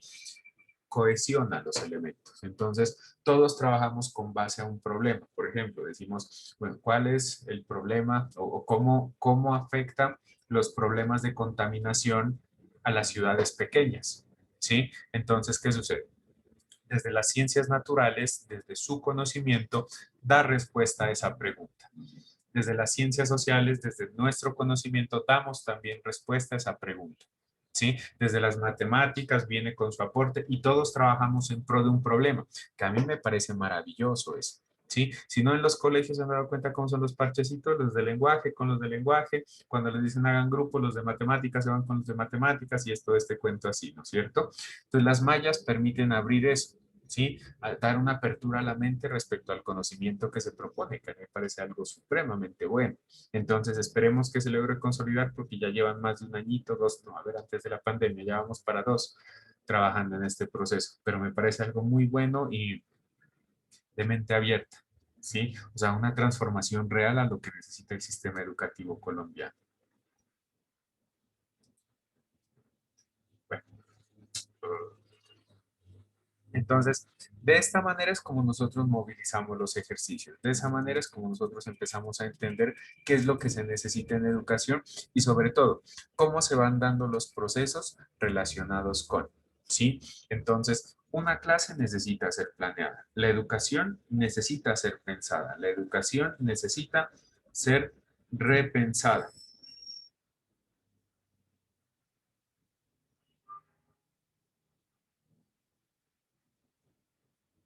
Necesita ser estudiada para ver cómo se trabaja, ¿sí? Cómo se puede hacer y cómo se desarrolla dentro de todo ese proceso. Esto es lo que se plantea como un primer indicio para lo que se desea o se quiere alcanzar con educación, ¿sí? Eso es lo que se tiene hasta el momento. ¿Tienen alguna inquietud de pronto? Hasta el momento.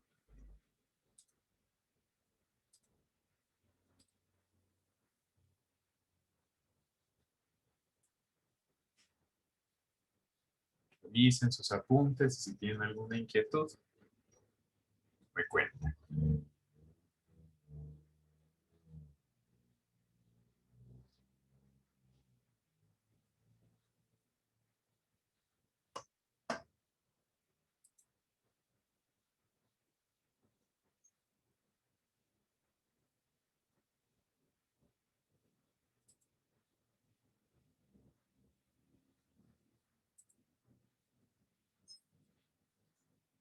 Profe, Cuéntame.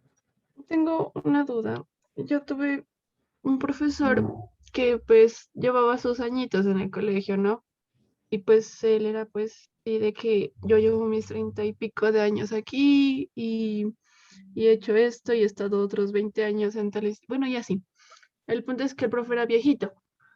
Entonces, una vez tuvimos una evaluación, profe era de sociales, una vez tuvimos una evaluación y era escrita. Teníamos que dar como nuestra opinión de algo.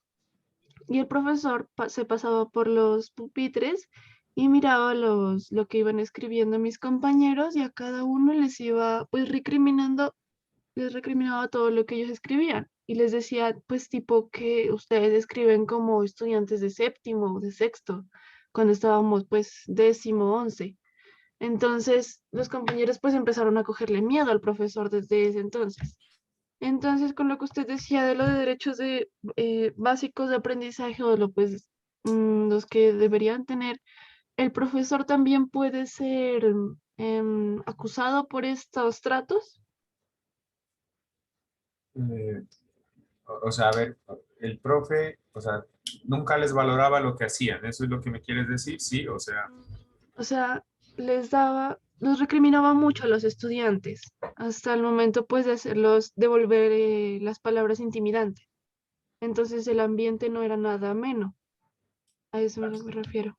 sí, o sea, ahí se puede dar, es el conducto regular, ¿no? El que tuvo que haberse trabajado. Por ejemplo, cuando no hay eso y cuando no se tiene respeto también del profe, lo primero que se debe hacer es charlar con el director de grupo. Si el director de grupo al entablar diálogo con el maestro tampoco logra nada, pasa a coordinación y a rectoría y así pues se va siguiendo todo su proceso. Eso se llama el conducto regular. Pero hay circunstancias que son claras, ¿no? A veces los profesores, los que ya llevan esos 30 y pico de años, piensan que son intocables, ¿sí? Porque a ellos no se los evalúa, ¿sí? Ellos no presentan una evaluación al finalizar el año escolar, porque los profesores nuevos sí lo hacen. Se los evalúa cada fin de año, es una evaluación, los 1278. Entonces, son circunstancias a veces que estos profes ya nadie les ha dicho nada, entonces por eso no pretenden cambiar ni hacen por cambiar. Entonces, son cosas pues para pensarlas, pero de que sí se puede presentar la queja. Lo que pasa es que como todavía en las instituciones, lo que les decía Danilo en su presentación, seguimos manteniendo como esa posición vertical, que vemos al profesor allá, el intocable ni nada. Lógicamente, a veces esto se convierte en un arma de doble filo, ¿sí? Así como hay profesores malos y que nunca les hacen nada, hay profesores buenos que por el contrario son estudiantes malos y se encargan de molestarlos y de hacerle la vida imposible hasta que los profesores se aburren. Entonces, por eso a veces es tan difícil sopesar las dos posturas. Pero el profesor no tenía ningún derecho a hacer lo que tú me acabas de decir.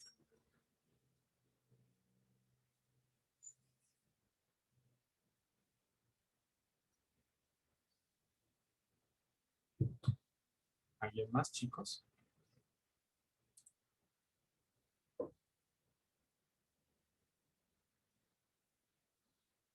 No, muy bien. Bueno, muchachos, entonces, Gina, cuéntame. Profe, muy buenos días a todos mis compañeros. Hola, Gina. Así como complementando lo que dice la compañera, uno en los colegios, ¿no? Como que se encuentra con esa situación de que hay algunos profes de que sí llevan bastante tiempo y como que lo que ellos dicen está bien o a veces piensan que con intimidar a los estudiantes están logrando, pues están dando solución a muchos problemas y no es así. Porque algunos estudiantes pues a uno como que en el colegio le da miedo de decir, vea, el profe esto, el profe me regaña, el profe no me deja opinar, porque hay situaciones que uno se topa con eso. Entonces a uno a veces le da miedo, es que, que él me va a hacer perder la materia, que me va a hacer perder el año, que me va a colocar cero. Entonces eso es lo que a veces a uno como que lo lleva, ¿no? A no decir o no ir a coordinación y seguir los pasos que son porque lo que usted decía, pues obviamente sí se puede hacer, pero pues a veces uno como estudiante y que no tiene como mucho conocimiento de eso, lo intimida es eso, como que le hagan perder el año y que ahora mi papá me regaña, que esto, que esto. Entonces, no, profe, eso solo quería agregar, pero pues igual nosotros como futuros docentes tenemos que cambiar ese punto, ¿no? De valorar así, porque yo pienso que todos nosotros somos distintos, ¿sí? Somos únicos y cada quien tiene su forma de pensar y si usted dice que eso es así, desde su punto de vista, listo, está bien. O sea, de eso se trata, ¿no? De un pensamiento crítico acerca de algún tema o una situación. Entonces, eso, profe. Vale, muchas gracias, Gina. Sí, muy bien. Es que el proceso es ese, ¿no? Que lleguemos a transformar. Por eso yo les decía la primera vez, el primer día de clases, que no podemos seguir llegando y decir, es que yo tengo un buen profesor en el colegio y yo quiero ser como él. Siempre recuerden que ya cuando usted egrese han pasado 5, 6, 10 años y ya la educación cambió, entonces no podemos llegar a lo mismo que se hacía antes. Entonces son circunstancias de entender que el tiempo es dialéctico, se transforma, necesita interpretación y necesita ser entendido para entender esas dinámicas que se presentan en la educación y en el aula de clase, precisamente. Bueno, chicos, en este momento les voy a dar paso a Aida Caicedo. Ella es funcionaria de MINTIC, del Ministerio de Nuevas Tecnologías de la Información y las Comunicaciones, y nos va a dar una apreciación, nos va a dar una charla sobre los elementos actuales sobre la tecnología. ¿Listo? En Classroom les voy a subir la lectura para dentro de 8 días, que es la del maestro Carlos Vasco, para que lo tengan en cuenta. Vamos a charlar y cada vez vamos a ir consolidando un poco más estos conceptos relacionados con educación. ¿Listo? Entonces, Aida, buenos días, bienvenida.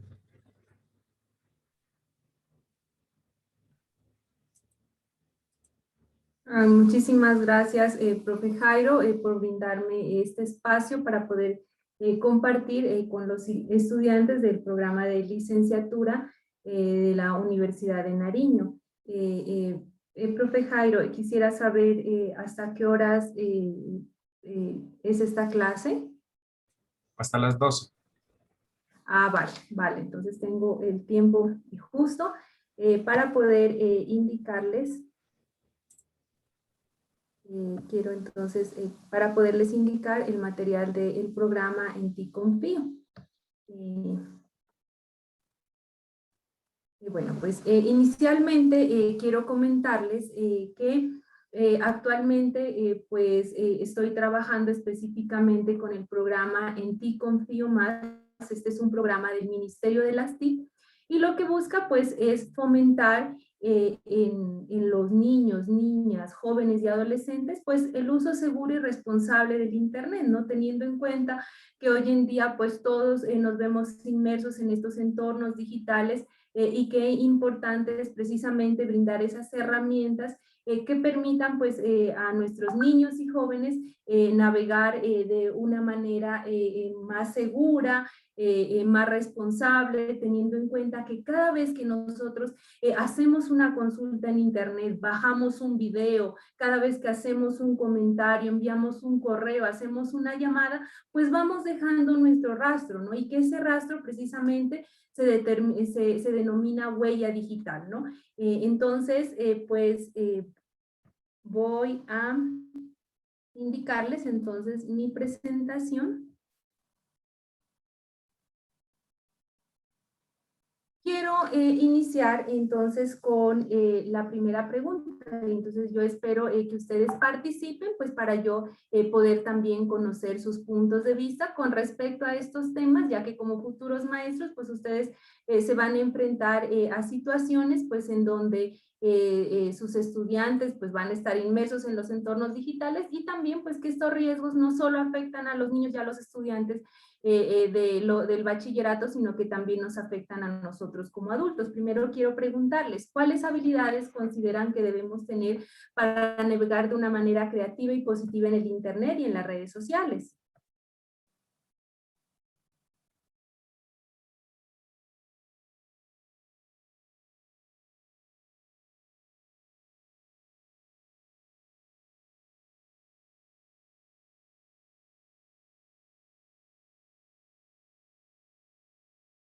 ¿Y los escucho?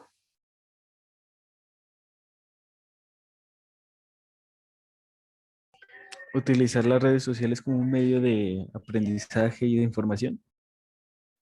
Sí, ¿no? Utilizar, sí, al máximo, ¿no? Las redes sociales que nos permitan, claro, continuar nuestro proceso de formación y pues sacarles el mayor provecho. Perfecto. Voy con la siguiente pregunta. ¿Han escuchado alguna situación donde las TIC han cambiado la vida de las personas de una manera positiva?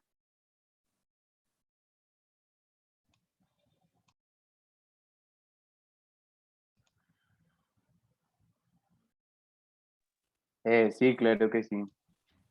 Se podría decir que sí, digamos, por medio de las redes sociales se incentiva mucho lo que viene siendo campañas de adopción y demás.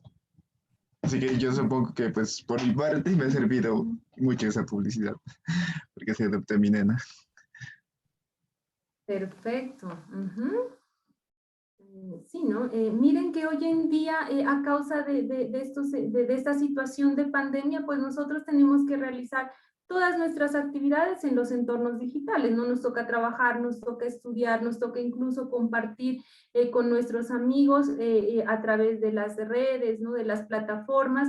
Pues qué importante que ustedes como futuros maestros les hagan entender a los estudiantes, pues que a través del uso de estas nuevas tecnologías, pues se abre un mundo de posibilidades, ¿no?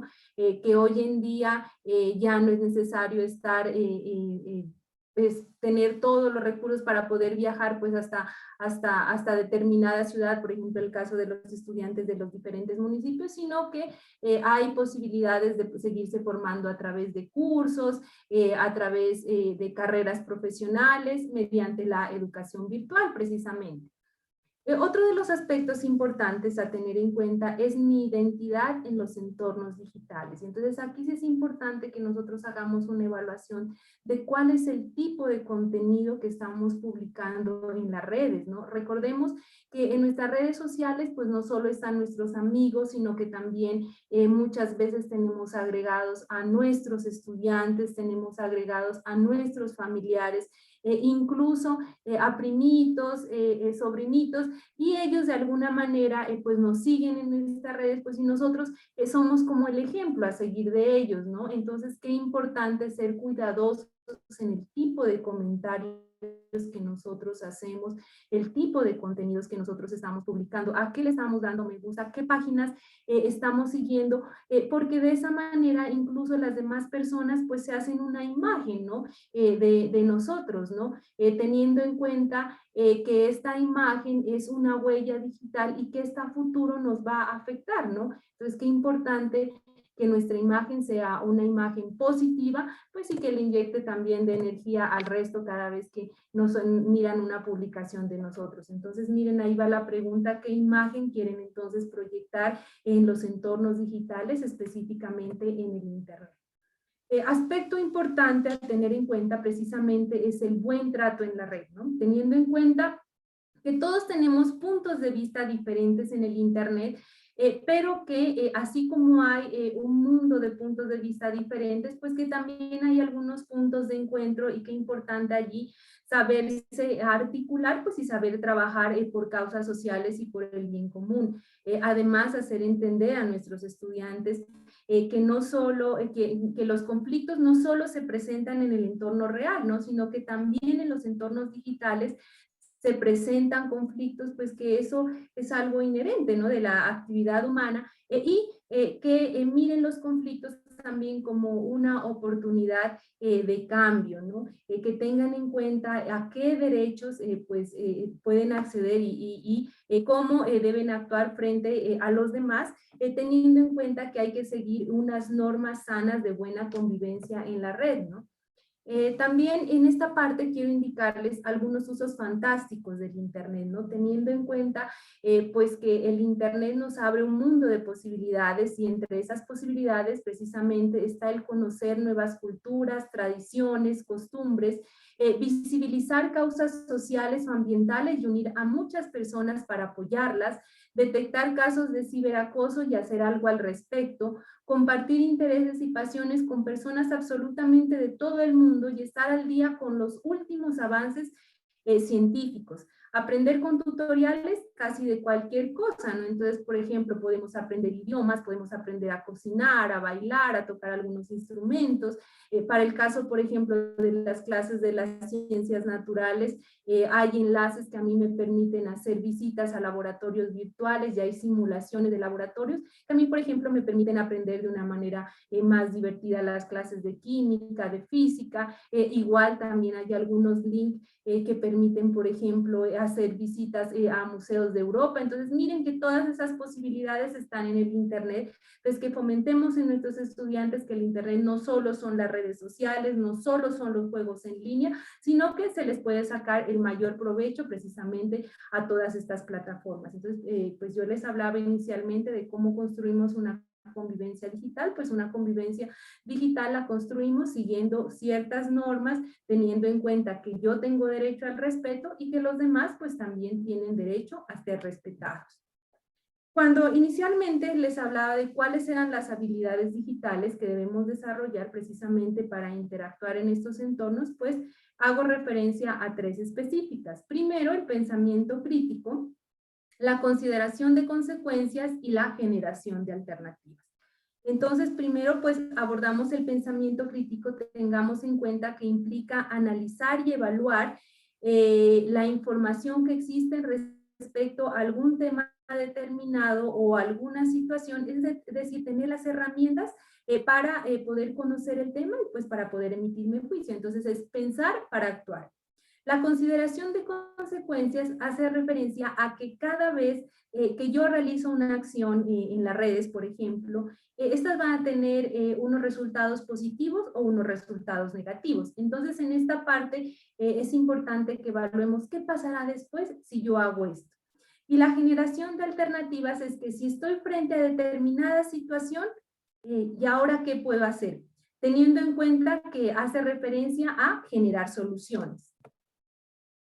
Bueno, les voy a mencionar los riesgos a los cuales nos enfrentamos en las redes, teniendo en cuenta que estos riesgos pues no solo afectan a nuestros adolescentes en los entornos digitales, sino que también afectan a nuestros niños, niñas, a nuestros jóvenes, incluso también nos afectan a nosotros como adultos. Entonces, el primer riesgo, miren, se denomina ciberdependencia, ¿no? Y la ciberdependencia es el uso excesivo de dispositivos tecnológicos que puede generar la falta de concentración en el estudio, el trabajo y las relaciones personales. Entonces, tengamos en cuenta que a pesar de que hoy en día nos vemos obligados a estar frente a la pantalla de un computador con un celular en la mano, pues que hay tiempo para todo, ¿no? Entonces, que no desaprovechemos precisamente esos espacios donde podemos compartir con nuestros seres queridos, ¿no? Que, por ejemplo, si estoy compartiendo un almuerzo, pues olvidarme del celular, ¿no? Y dedicarme específicamente en ese tiempo pues a poder compartir con mi familia, ¿no? Si ustedes miran, muchísimas personas, incluso hasta para almorzar, necesitan que el celular esté en la mesa, ¿no? Incluso para dormir necesitan el celular, ¿no? Entonces, tengamos en cuenta cómo nos organizamos en el tiempo y cómo pues precisamente aprovechamos de las personas más cercanas y de las personas que nos quieren. Entonces, para este caso de este riesgo de la ciberdependencia, pues voy a indicarles un video donde se mira claramente esta situación.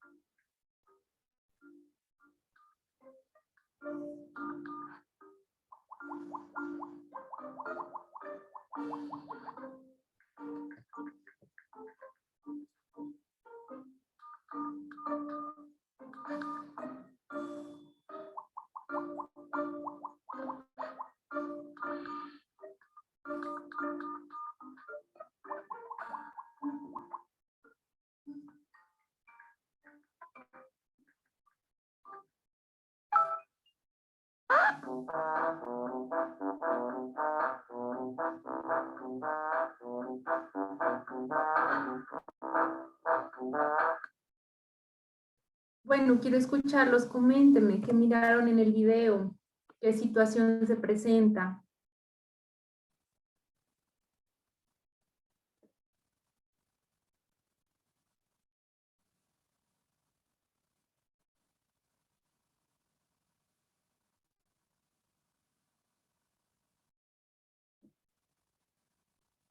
¿Nadie? Pues miren, con respecto al video podemos darnos cuenta pues cómo esa familia está junta en un mismo espacio físico, pero tan ausente porque cada uno pues está con sus celulares, más ni siquiera se merecen una mirada, ¿no? Entonces, miren, tengamos en cuenta pues esas cifras de ciberdependencia, ¿no? Según el diario Vanguardia, como efecto de la pandemia, se registró un crecimiento del 49% en el número de personas que hablan a través de esos medios cada día. Ahora sí, tengamos en cuenta que como hoy en día como que nos vemos obligados a siempre estar en nuestra casa, pues el consumo de la televisión también aumentó en un 21%. Las consultas en Google aumentaron en más de un 90%, los accesos a las plataformas de video, películas y series crecieron en más de un 300%, y las conexiones en las redes sociales se incrementaron casi en un 80% en el primer semestre del 2020. Siguiente riesgo que vamos a revisar hace referencia al ciberacoso. Y el ciberacoso es el uso de Internet y de dispositivos electrónicos por parte de un individuo o grupo que de manera repetida presenta conductas hostiles con la intención de herir a otros. Y para esto los invito a que miremos el siguiente video.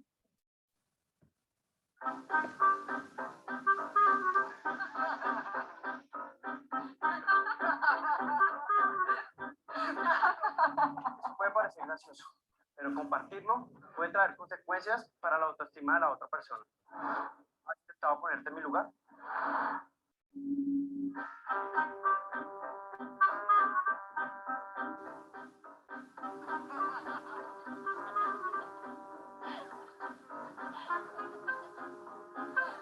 Pero no solo grabar y compartir puede ser dañino.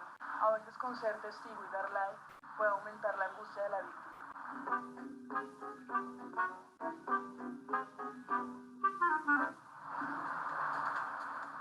¿Estás bien? El poder digital está en tus manos. Úsalo de manera responsable.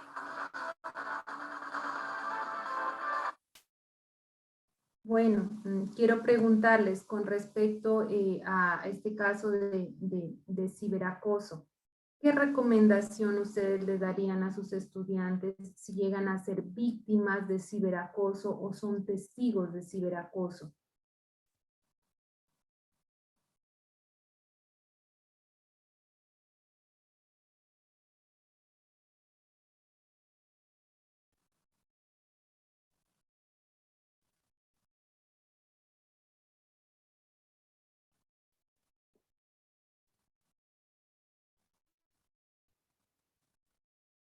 ¿Algún aporte que quieran hacer?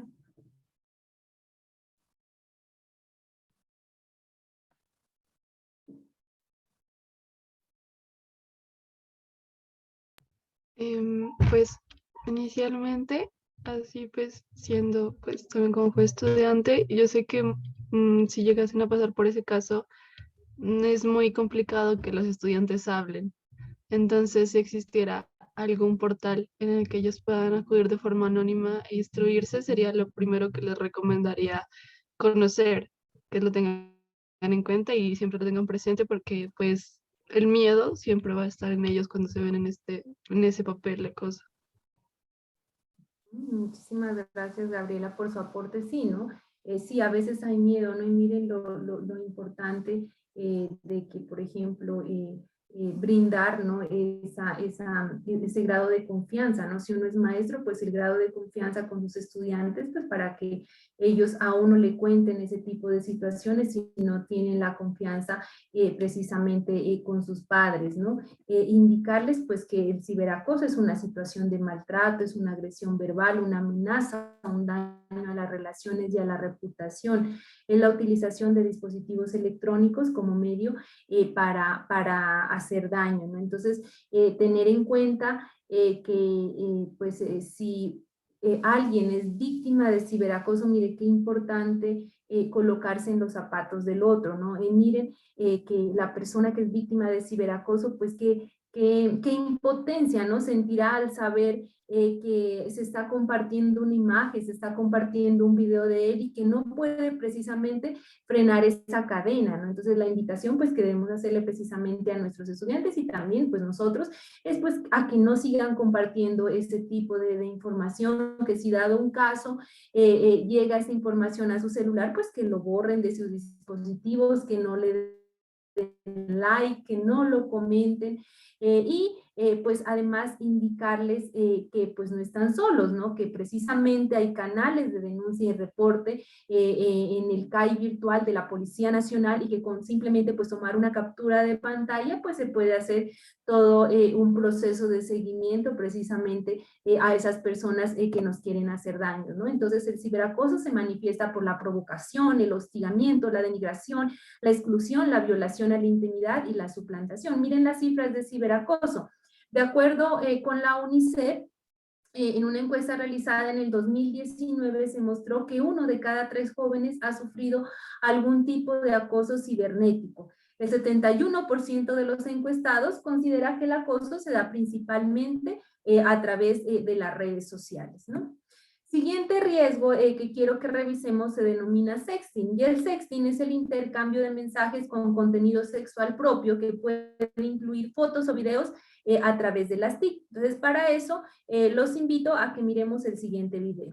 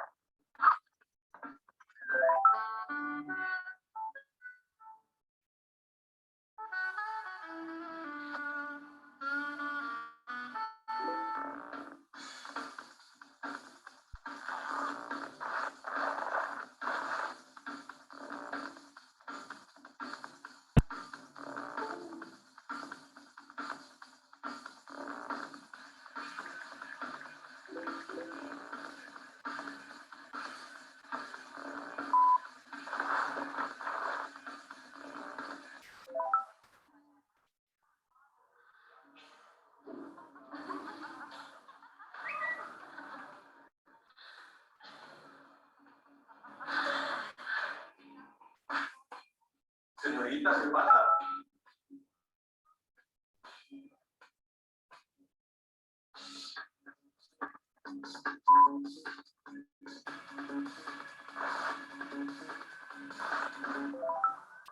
Daniel, ven acá.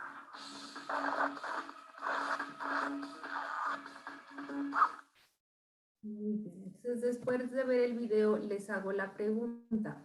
¿Cómo creen que este riesgo afecta nuestra huella digital?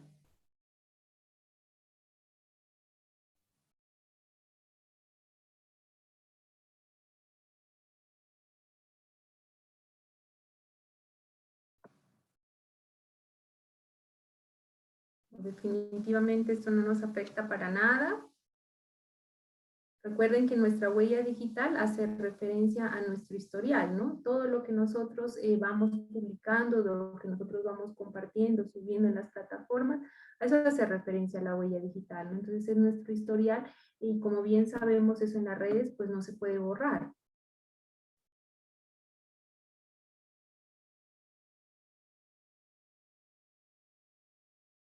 Entonces, pues yo quiero comentarles que, pues como bien sabemos, todo lo que se comparte en Internet pasa de ser nuestro a ser de dominio público, ¿no? Es muy difícil controlar una imagen una vez esta haya salido de nuestro celular, ¿no? Pues el caso es que puede estar allí por muchísimos años e incluso puede llegar a páginas de explotación sexual, pues sí puede ser utilizado para fines totalmente diferentes para el que se hicieron, ¿no?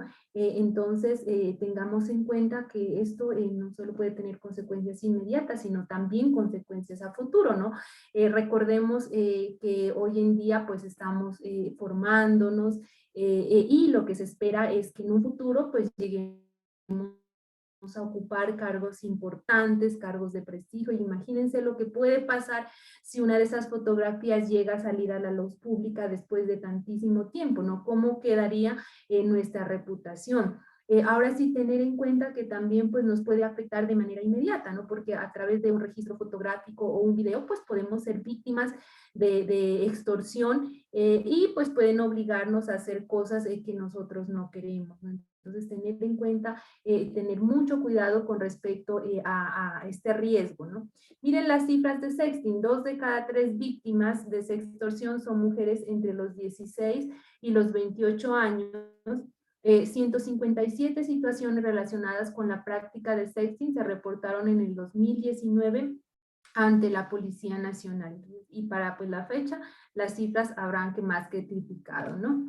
Entonces, recordarles pues que el poder digital está en nuestras manos, pensarlo 2 o 3 veces antes de tomarse una foto o grabar un video de contenido sexual, evitar hacer algo de lo que te puedes arrepentir más adelante, ¿no? Por más confianza que se tenga. Siguiente riesgo que vamos a revisar se denomina grooming. Y el grooming sucede cuando un adulto establece contacto con un niño, niña o adolescente a través del Internet con la intención de seducirlo, de manipularlo o incitarlo a involucrarse en actividades que generan violencia sexual. Entonces, para esta parte voy a invitarlos a que miremos el siguiente experimento social. Hola a todos. Hoy vamos a hacer un experimento social con 3 amigos que invité. Quiero que estén súper atentos para que piensen qué harían ustedes en las situaciones que ellos van a presenciar. Ellos son mis invitados. Daniela, de 13 años, Miguel, de 14 años y Valentina, de 12 años. Hola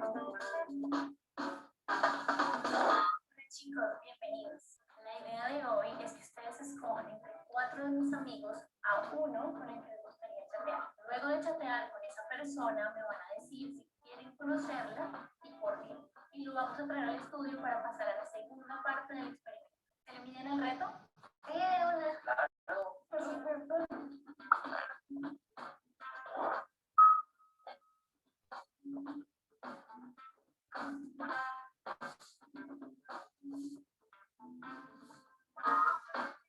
¿Por qué escogiste esa persona? Pues me parece que podríamos llegar a ser buenas amigas en algún momento. ¿Y por qué no escogiste a los otros? ¿Por qué a ella? Me parece que ella es muy bonita y los demás se ven muy grandes. ¿Por qué escogiste a este chico? ¿Al otro? Pues me da confianza, se ve divertido para tratar. ¿Y el otro?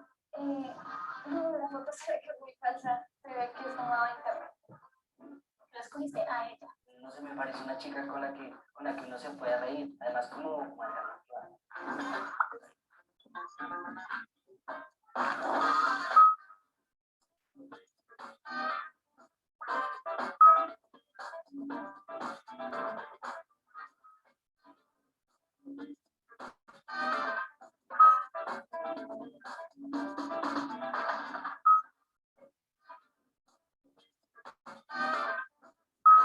Muchas gracias. A mí también me gusta mucho tu foto.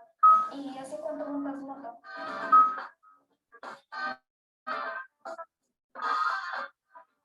¿Me gustaría?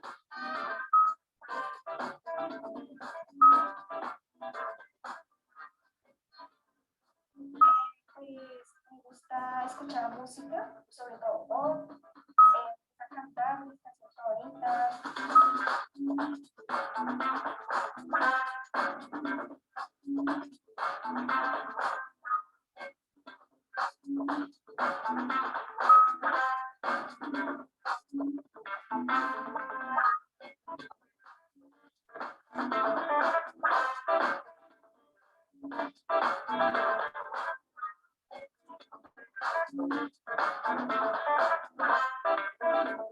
Oye, me estás viendo una foto.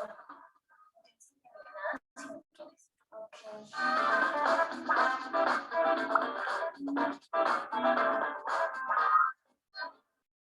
Cuéntame cómo te piensas. Bien, me parece una persona muy chévere. ¿Te gustaría conocerla? Sí, me parecería bien. Bueno, ¿cómo te fue con el chat? Bien, me parece una gran persona. ¿Te gustaría conocerla? Claro, me gustaría. Bueno, ¿cómo te fue con el chat? Muy bien, me gustó, me parece muy amigable. La persona con la que hay, ¿te gustaría conocerla? Claro, sí, me gustaría. Ok, entonces vamos a traerlo al frente. Listo, pueden seguir. Hola. Bueno, ahí no es el de la moto. Sí, yo soy de la moto, yo entré ese perfil. ¿Qué pasa? ¿No querías conocerme? Tranquila, es un experimento social, pero es que en internet hay que tener mucho cuidado.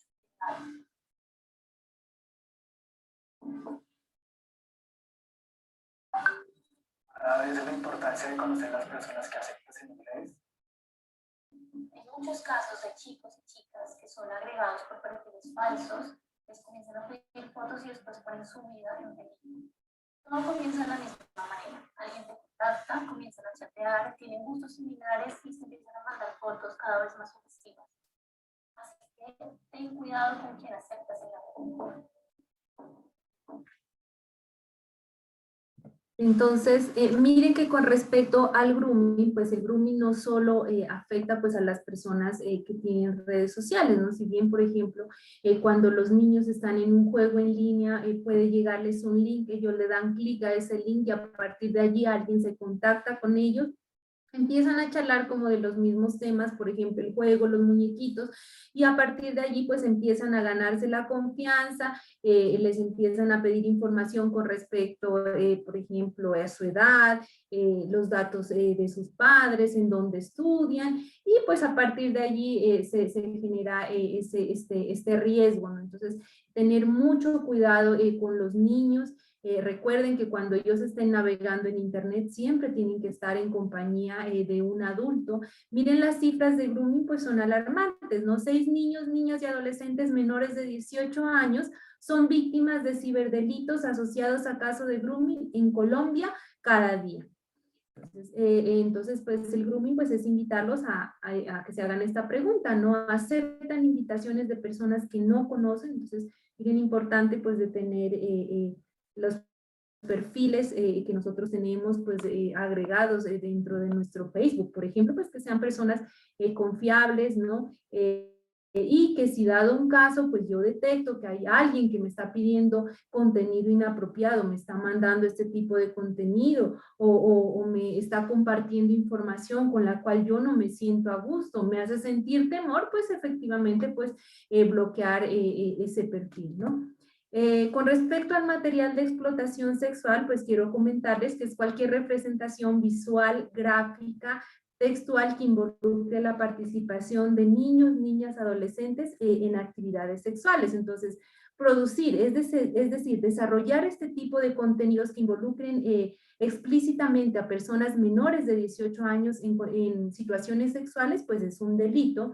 Reproducir, es decir, visualizar estos contenidos en cualquier formato, desde cualquier dispositivo, también es un delito.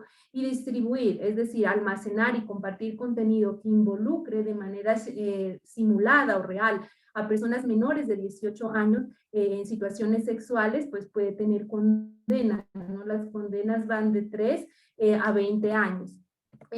Pues entonces las recomendaciones con respecto al material y es prevenir, ¿no? No reenvíes imágenes o videos que compartan en las redes sociales que tengan este tipo de contenidos, y a manera general, pues no envíes material de contenido sexual absolutamente a nadie. El último riesgo que vamos a revisar se hace referencia a los retos virales. Quiero escucharlos. ¿Conocen de algún reto viral? ¿Sea positivo o negativo? ¿Ese de la ballena azul? Sí. ¿Algún otro reto que hayan escuchado?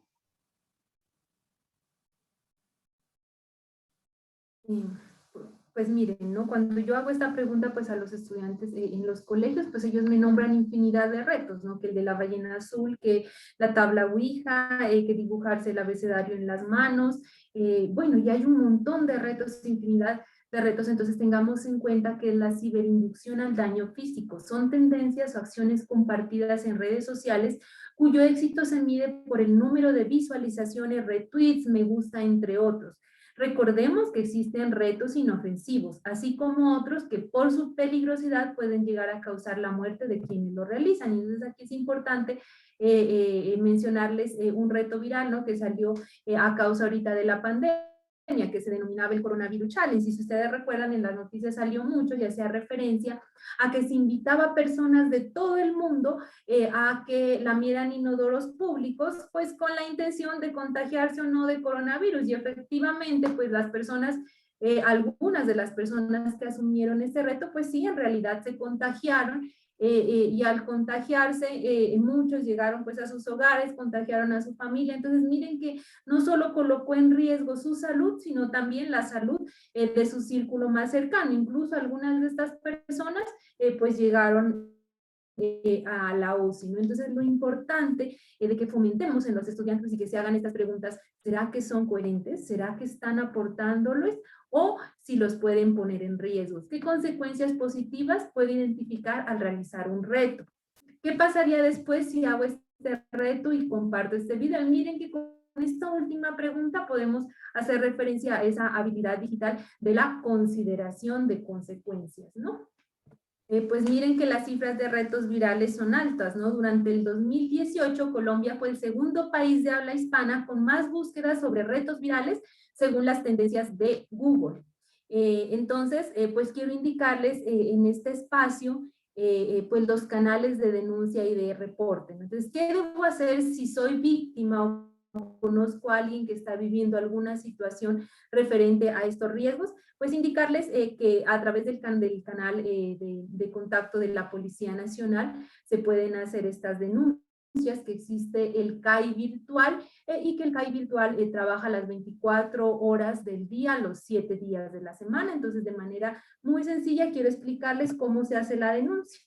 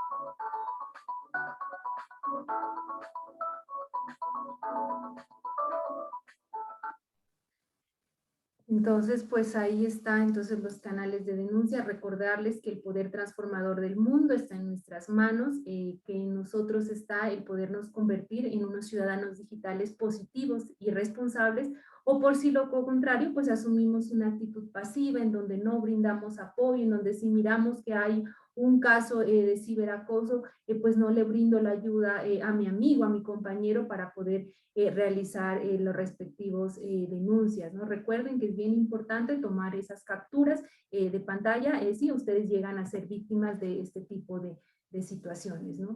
Finalmente, pues indicarles que en el programa En Ti Confío al final hay un más, y eso quiere decir a que precisamente a través de ese poder transformador pues puedo desarrollar activismo digital en las redes, ¿no? Y ese activismo digital pues precisamente está encaminado a desarrollar buenas acciones y esas buenas acciones pues se ven reflejadas siempre y cuando pues yo hago una verdadera movilización social de actores, y eso se puede desarrollar pues a través de la conformación de comunidades, ¿no? Entonces quiero indicarles 2 ejemplos de activismo digital.